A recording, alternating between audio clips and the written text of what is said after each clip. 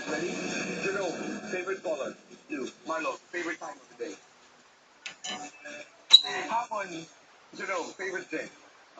Water. Favorite espresso? Happy. Kung hayop ka, ano ka? Langgam. Bakit? Langgam kasi alam kong mahilig ako sa snake. Marlo, kung superhero ka, sino ka? Spider-Man. Jerome, ano ang mas mahirap?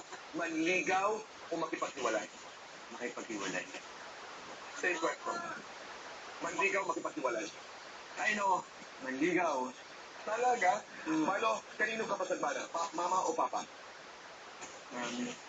Jerome, sexiest woman in the Philippines. Oh,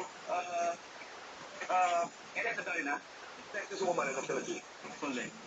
Wow, Jerome, paboritong handa sa Noche Buena. Beef steak. Christmas wish, Marlo. Sana kumita ng malaking ating mansion. Bawal yung sagot na yan. Christmas wish.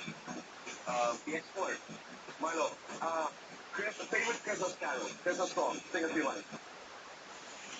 Jingle bell, jingle bell, jingle bell rock. Jerome, from Twitter at Slave Vador. I hope I'm pronouncing this correctly. Jane Oineza or Janela Salvador? Ayan na. Both. Sorry, hindi ako makakapili. May mga bagay sa mundo na hindi ka makakapili talaga. Ito yan. Sige na ganap yan. Marlo, from Twitter at Marlo Maxine. Pagdating kay Janela, laban o hintay? Ay, laban. Laban tayo dyan. Sige, basketball, football.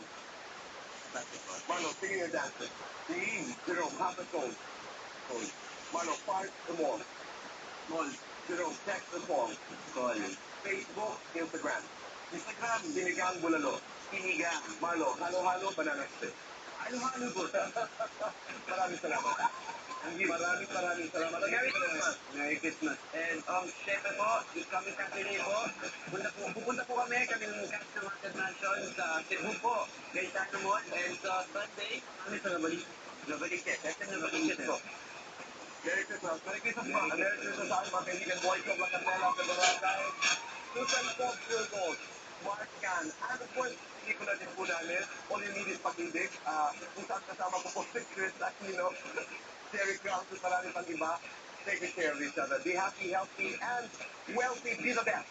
And always make the night proud. Kaibigan, that's all for tonight. Good night.